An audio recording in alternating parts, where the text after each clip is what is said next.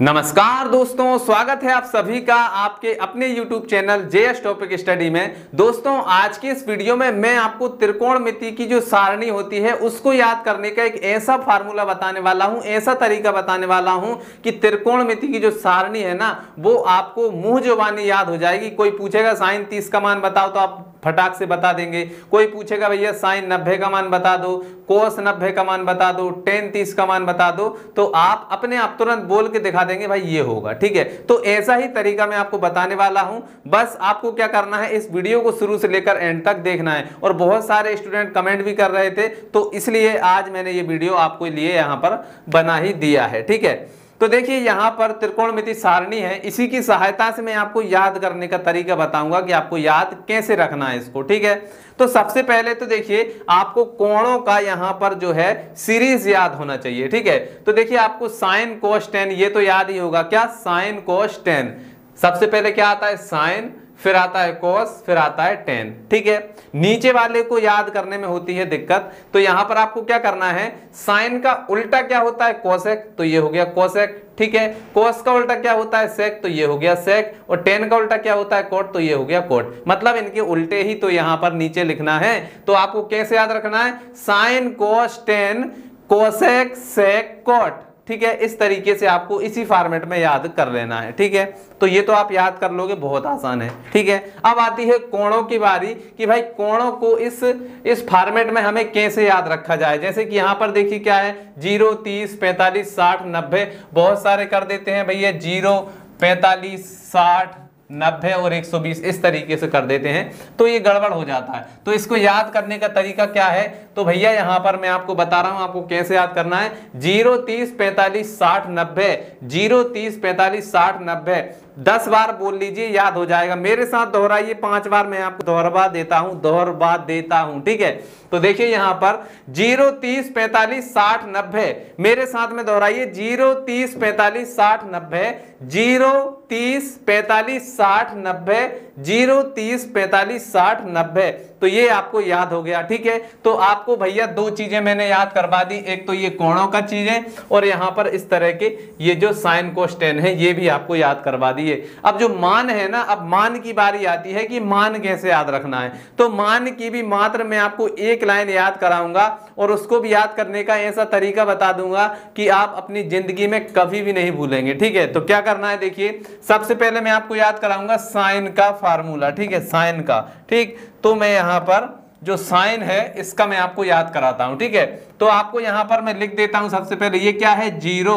क्या है? 0 है, तो हमने 0 लिख दिया। ये क्या है? 1/2 मतलब आधा है, तो हमने आधा लिख दिया। ठीक, ये है आधा। और यहां पर देखिए आधे पे रूट लगा हुआ है। ठीक है, तो यहां पर आप लिखेंगे आधे पे रूट। ठीक है, आधे पर रूट। ठीक है, आधे पे रूट। इसके बाद में रूट 3/2 और 1। ठीक है, अब देखिए इसको याद कैसे करना है। 0 आधा आधे पे रूट, एक कविता की तरह याद करना है। 0 आधा आधे पे रूट 3/2 और 1।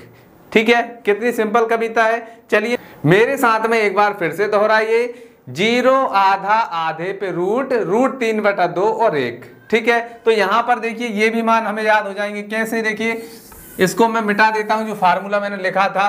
तो अब आप इसको कैसे करेंगे भाई, 0 आधा आधे पे रूट, 0 आधा आधे पे रूट। ठीक है, कोणों के नीचे ही आपको लिखना है 0 आधा आधे पे रूट 3/2 और 1। ठीक है, तो इस तरीके से आपको इनको याद रखना है। ठीक है, अब साइन का तो याद हो गया सर, अब नीचे के कौन बताएगा? तो नीचे के अब पूरे याद करने की जरूरत नहीं है, बस इतना याद करना था, अब बाकी के अपने आप आ जाएंगे। ठीक है, कैसे आएंगे?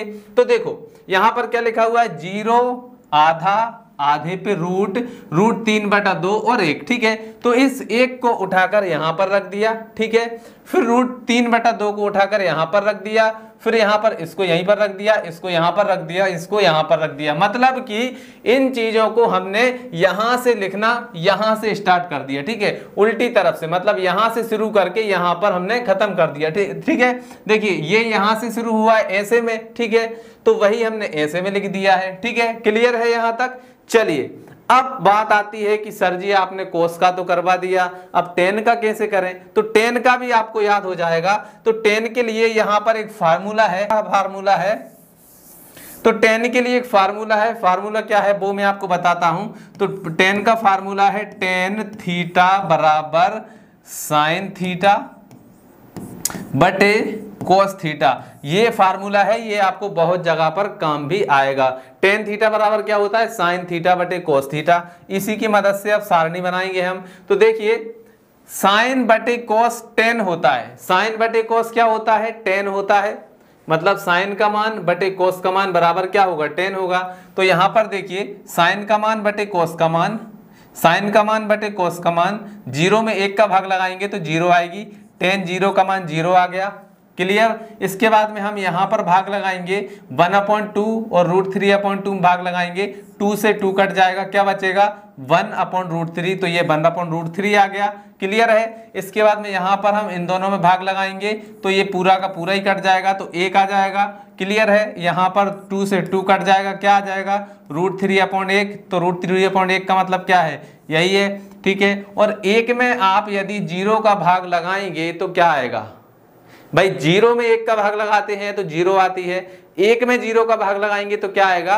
भैया उसकी कोई भी परिभाषा नहीं है, उसको अपरिभाषित कह सकते हैं या अनंत कह सकते हैं, इनफिनिटी कह सकते हैं। ठीक है।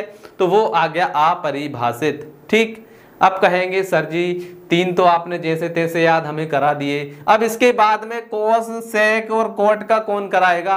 तो चलिए ये भी करा देते हैं। तो देखिए साइन का उल्टा क्या है? कोसेक है। साइन का उल्टा कोसेक, मतलब साइन के मान को पलटो। ठीक है।